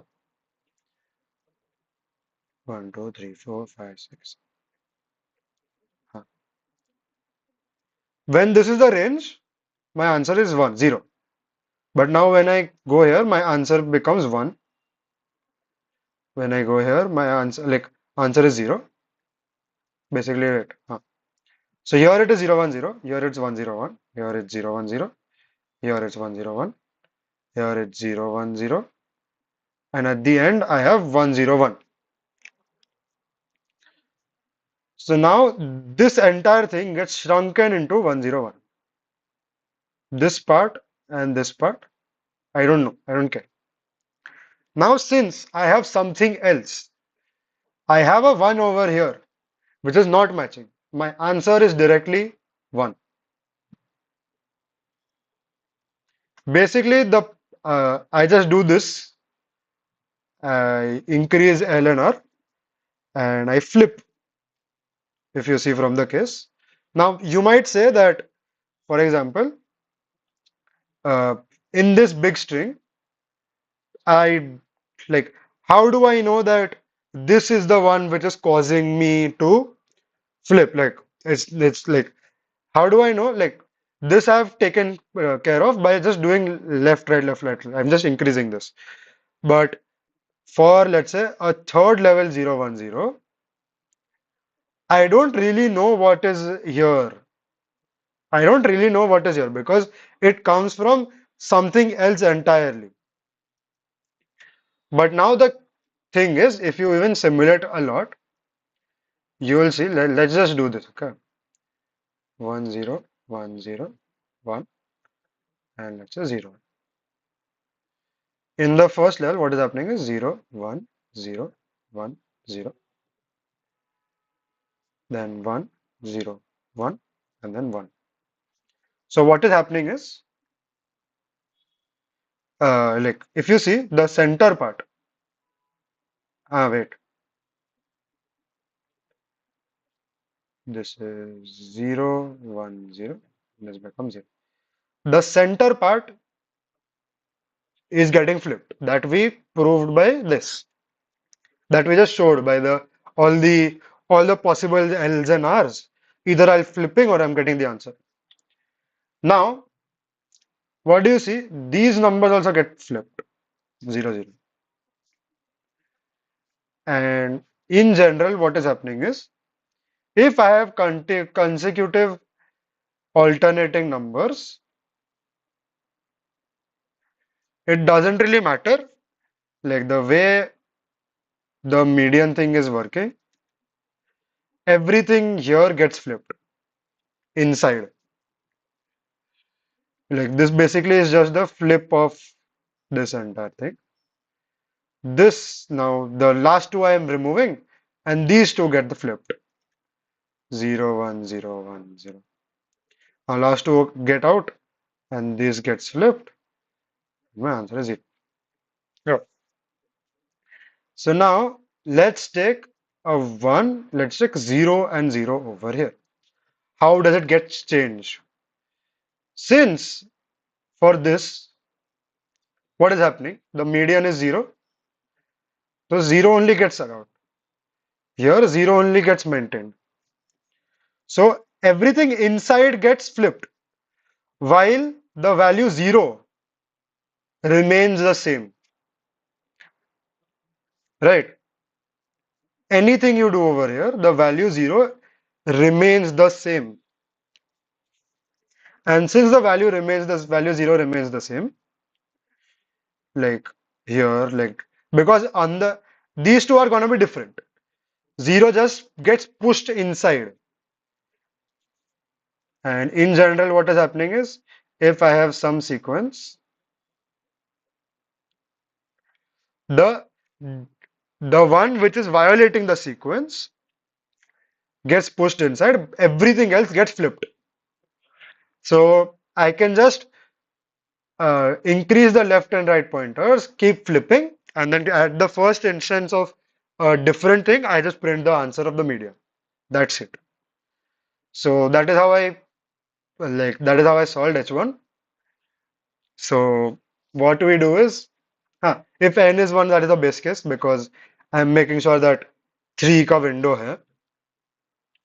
And now I just get the median, middle to 3 values. If it is 101 or 010, that is a condition. I just keep going outwards and I flip the answer. Here it is basically the outside for 101, rev is 1 and 010, rev is 0. And this part basically flips. Now, prev zor equals 1 is the same thing. Now, once I've broken out, I just print the answer. Now, if I don't get anything, let's say it is like this only, my answer is gonna be 0. I just keep going outwards till I can't, or the condition breaks. The condition is both of them are the I and j, the left and right, are not equal to the previous value. That means 101, so I have 00. If both of them are there and then I flip, or else I break. And once I've broken, the prev value is the answer. And now this is basically the other condition where the median is in the center. If the median is in the center, I just do this magic. For H2, you can do a similar thing, and like the way I solved it was a bit different, but kind of on the same tracks. So now in 010, it was pretty evident, but now the numbers can't just be 0 and 1. It can be anything else. So let's just take 0, 1e5 and minus 1e5 in the center, okay? Does the same property hold? Does the same property of median in center equals answer is median hold? So now what can it be? Like what is the median of this? This is 0. Let's say, like, what values can this over here be? If it is greater than 0, what is these three value ka median? It is 0. Cool. If it is less than minus 1e5, I end up at minus 1e5. And if it is between minus 1e5 to 0, so I have x over here. Same goes for here. Basically, this 0 between beach ka 0 remains the same. Over here, if it's greater, the answer is 1e5, like 1e5. If it is uh, less than 0, the answer is 0. If it like basically 0 is constant, it's either gonna be here is gonna be 0. Wait, 0 minus 1e5.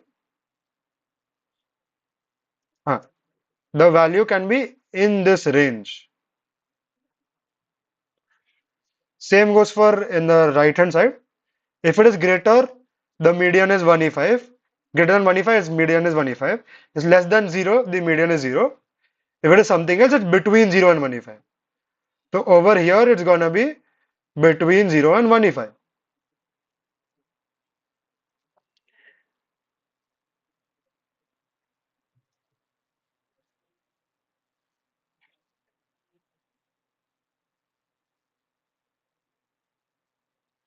Yeah.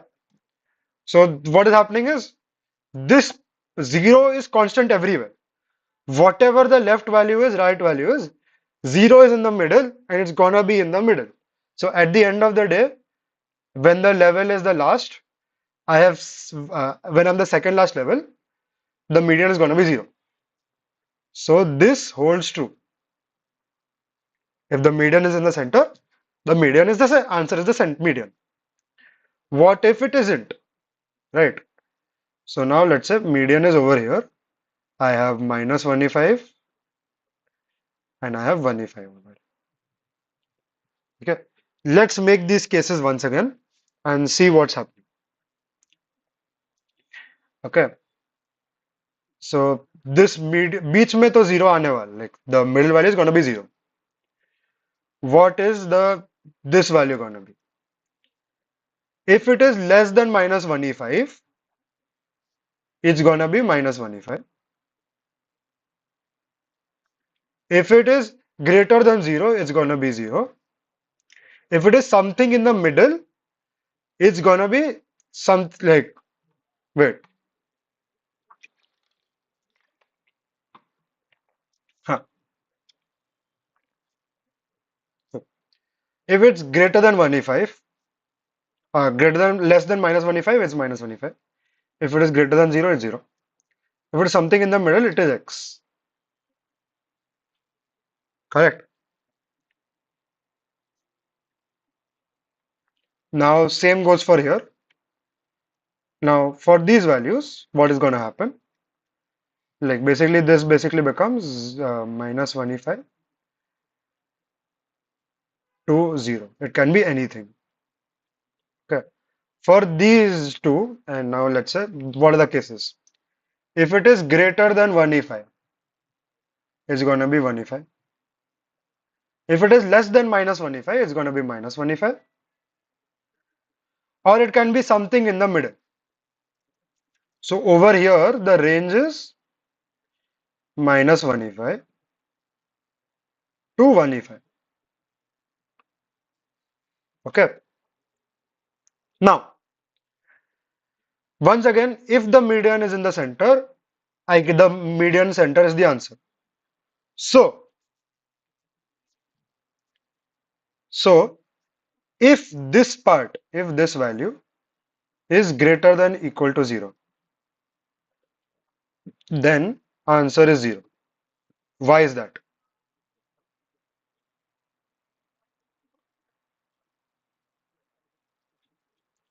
This is because this part is lesser. This is 0. If it's greater, it's going to be, the answer is going to be the center one, which is the median. But now else I have the same situation once again, that I have some 0 over here, which is greater. Basically, I have something greater over here. I have something over here which is minus 105 to 0. And over here it is minus 105 to 0.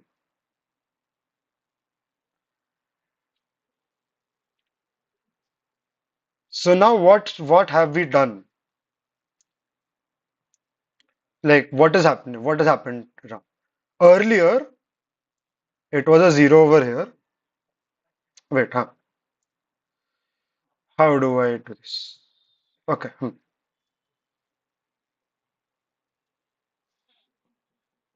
Hmm. How do I explain? I just blanking. Yes. Hmm. Now let's say this is the median one. This is the median once again. Okay. So this is some value x, this is some value y. If I do the same process, okay, X, 0, and Y. X is the median, and let's say not 0, let's take it as A. Okay. The same conditions hold, X comes in the middle. This becomes, like, let's say A is lesser, same way. So it's gonna be A to X, and this is gonna be uh, A to Y, while the same thing that 0 to, X to Y is just null and void. So I can do X to Y, I can get the answer directly. So it is something like this. A to X and A to X. So earlier, what is the range of this? This has 1E5 numbers. This has 1E5 numbers. This is 0. Let's just put 0 in. How many numbers are there over here? This still has 1E5 because this has X numbers. Let's just take it was 1E5 only. So this still has 1E5. But now this minus 1 if like this entire part.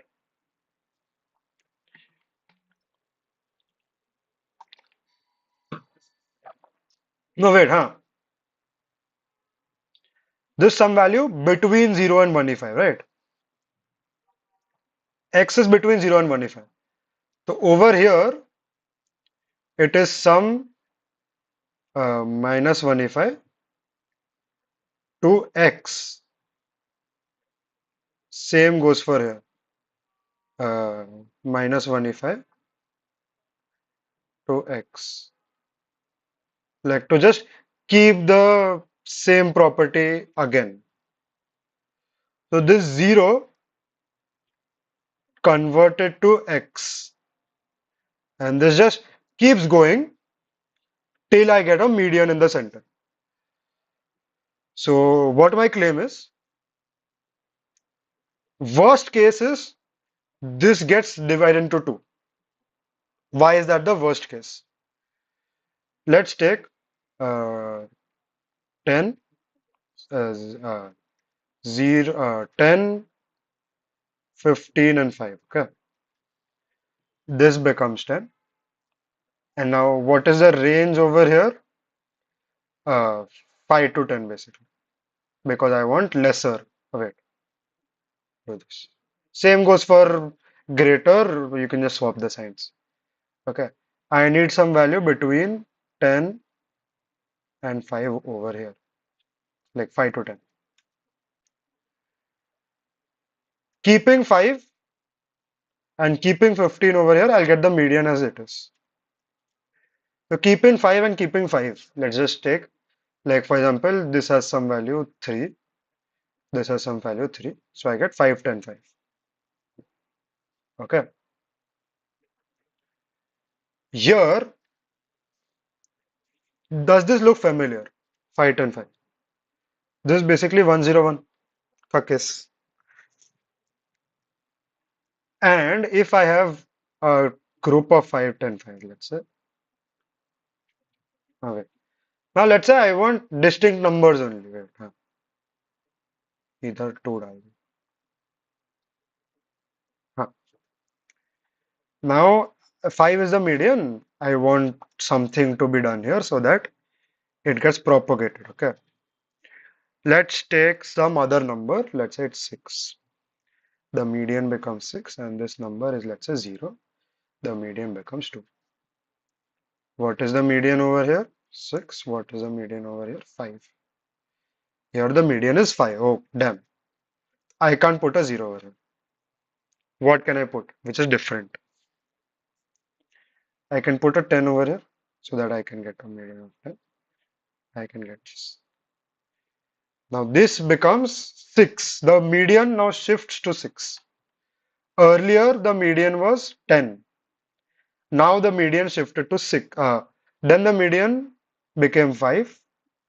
Then the median shifted to 6. Now the my thing is whatever I do, like how did I prove this also? Right? Let's take the worst term, worst case. Uh, like 0 minus 1 if 1 if. This is minus 2.5 E5, E4. This is the median is minus 2.5 E4.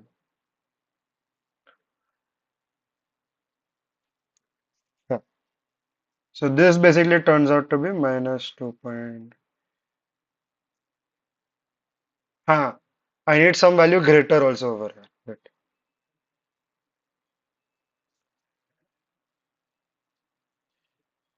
Hmm. How did I do this? I don't recall. Damn. But 0 comes here. That is for sure.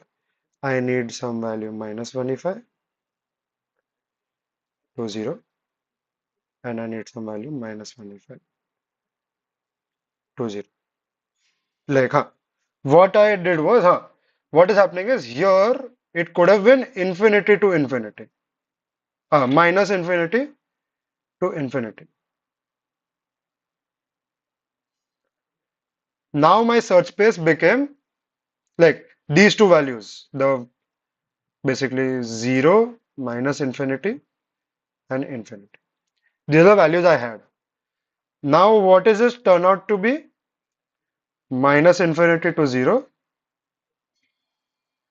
0, and then minus infinity to 0 once again. So what is happening is this entire search space of the uh, median, min, and max. The min and max change from minus infinity to 0 to minus infinity. Basically, I'm dividing by 2. The range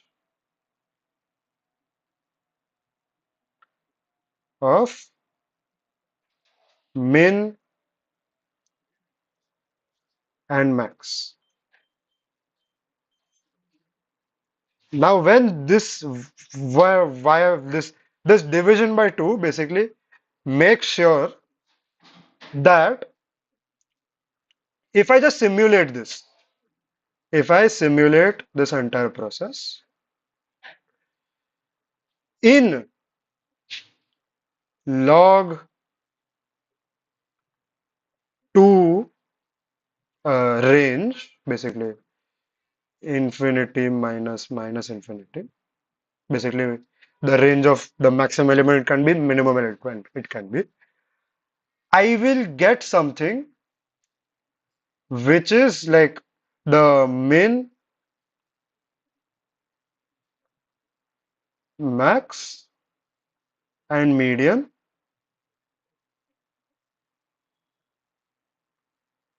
will be basically like either together or one away. Like it's gonna be like 101, 110, or 010. So that is what like this in these log 2 steps, I will get this middle value.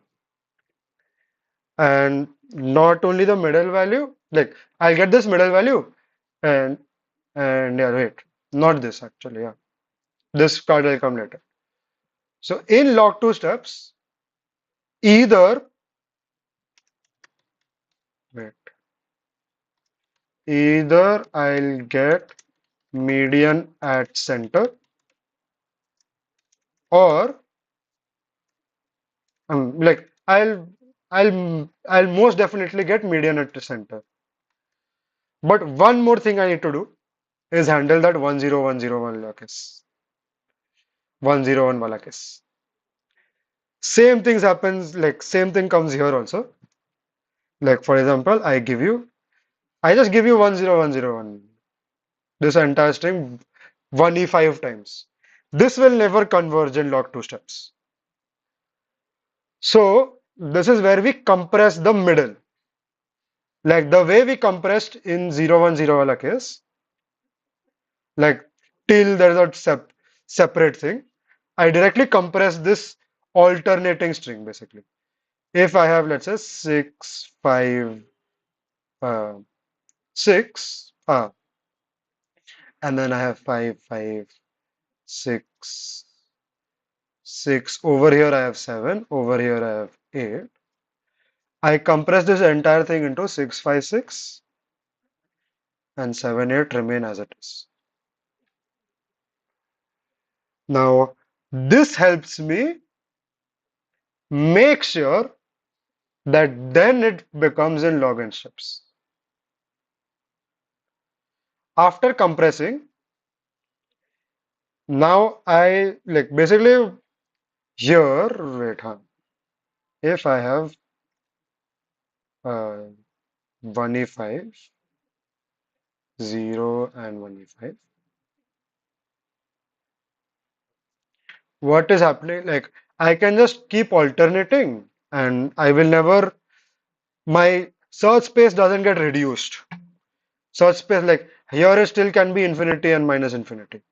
The median can be anything, I don't know. But since we've already shown ki the alternating thing, the the entire L and R, which is not alternating, remains the same. This entire thing keeps flipping. What we can do is we can compress this entire path. After compressing, I can make sure that this thing is happening. Like this thing is happening, and this is happening when median. Huh, and this happens when, that is a very important thing. When median, mean, max, all are different. If all of them are different, the thing gets divided by two. If anything is same, either the median is in the center or it is this case where I compress. So that is it, like that is the entire logic. So it might feel counterintuitive, like I'm not caring about how do I calculate the median. I'm just simulating the entire thing. So if you look at my code over here, wait,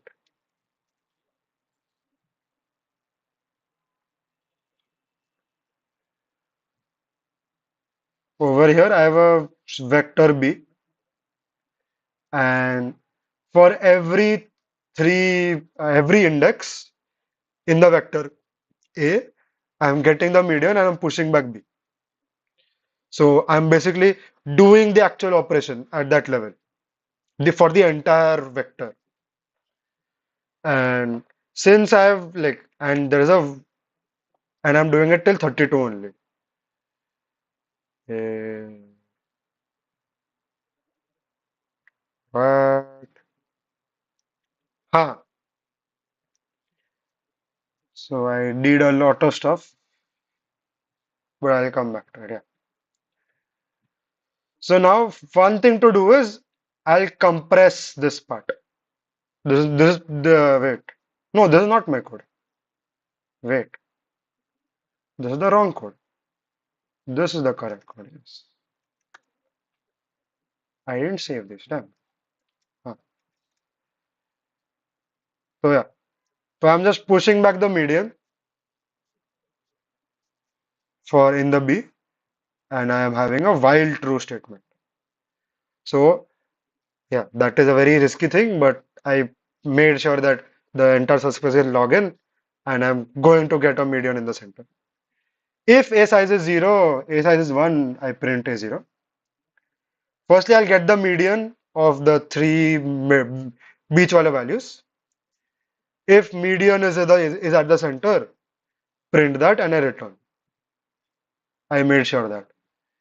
Now I have that LR. What I'm doing over here is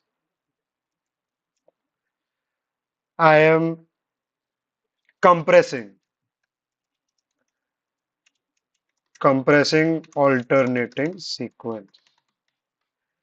So I have a vector C.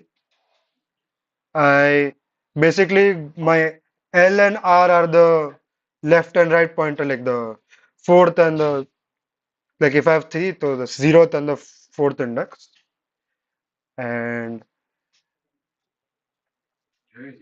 huh, and yeah.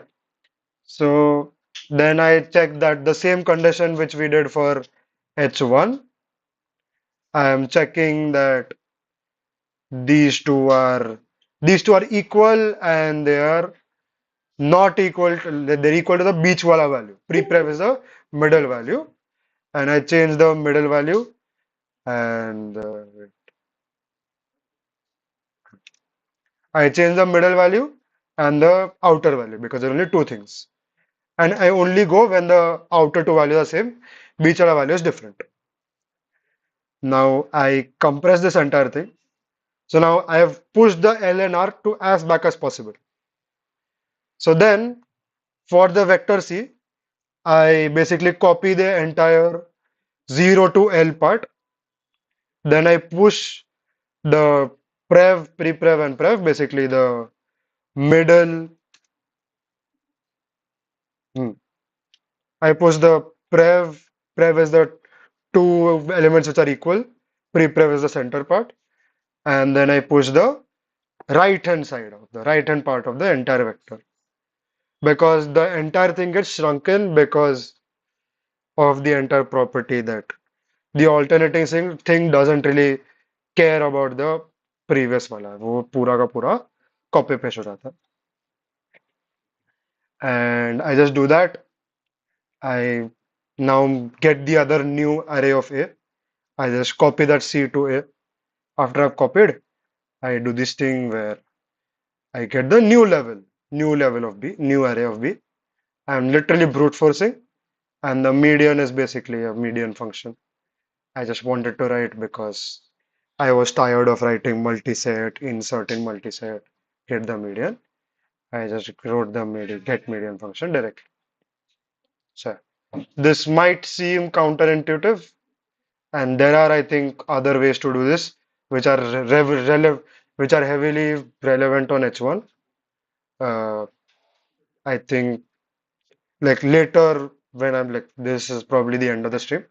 Later we can discuss the other solution also. I don't really know that, but this is what I came up with. The main observation being uh, if if median, min, max are different, uh, search space of basically the range of min comma max gets divided by 2 because yeah earlier it was infinity like the min here basically 0 minus 1 if I and 1 if I here I'll get minus 1 if I to 0 and here I'll get minus 1 if I to 0. So the mid like these two values like all of these values get inside the range of 0 like 1 if I shrinks to 0 then that shrinks to x that shrinks to the other x and it keeps shrinking till all of them meet together like either two of them are only only two are distinct like two are same or all three are same. Basically that is where like approximately divided by 2 not necessarily divided by 2 and if two same I compress and another thing base case median in center equals answer median. So yeah, that is it.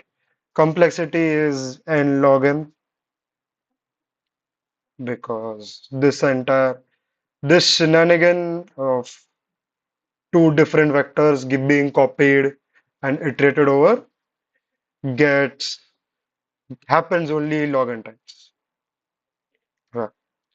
So some brief idea of how I came up with this. I got a lot of WS over here also because I didn't take into account the 10101 wala case, alternating wala case.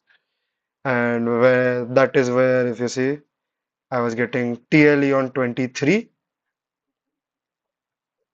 because I didn't even consider the very big 10101 wala case.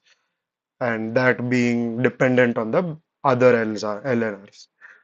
So when I just, that's what it's, yeah, I was doing more or less the same thing, but yeah, I wasn't compressing and stuff like that. So then I just proved it. I did this while I was in my train in a train going to my college.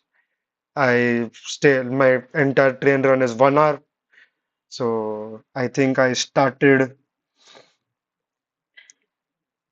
like I had woken up early at that time. So I submitted this. This is when I boarded the train. So I boarded the train. I was like, this is the edge case which I found out. So basically, I copy pasted this code from the code forces. I coded on my phone. I submitted and I was like TLE. What TLE? Why TLE? And then over here also, I think I just missed out a very base case, like very base some base case. I think just stupid mistake, I guess. And then like, why is this not working? Why is this not working? Then I looked at the code in my phone. I checked every single line. I made it more cleaner and I got this AC. So, oh, in general, this has been, yeah. So all these problems, I'll give you the way I solved it. A, L, F. So I solved it on that day itself. I was just doing it. Even G, like even K.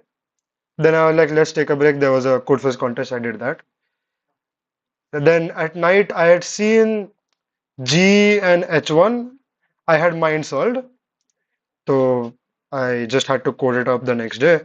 I woke up, I coded them up, G and H1. Then I think I was stuck for a long time. No, yeah. B I solved, yeah. B and G I had B and G I had a approach. So I solved G, then I solved B. Then H1 also. Oh, H1 I solved it on that day itself. H1 I solved it like this. B and G I had mind solved on that day. G I woke up and solved. Then I was like, let's solve B. I put in some effort, I solved B. And on the next day, I got the idea for J because it's similar to similar to B. I just had lots of precision errors. If you see, just long grind, just till submission until submission. Why is it wrong? And then after I solved them, I had an approach for C and H2. The next day, I was thinking on C. The all the other problems I'll discuss in the next stream because it's getting late. But so C, D, E, and I are left. These are very long problems. I took a long time to solve. Each D and E I solved on separate days. But so it had been a very like solving till these solving B was something which boosted my confidence. Then I was like, I solved J. J was something which I just overlooked on the first day. Then looking at J once again, I just solved it. It gave me that yes, I can do something. H2 H2 had gotten the approach while I was showering. And so yeah, I think JI submitted before trip boarding the train. No, the previous day. And H2 I solved the next day in the train. And yeah, it was fun. Fun coding on the fun when you get the idea and you just code it wherever you can and just submit directly. Yeah, we'll solve the others later. I guess bye bye stream. That's it from my side. If you have any doubts, just write it in the comments. I'll make sure to like there'll be people to answer. And yeah, bye bye.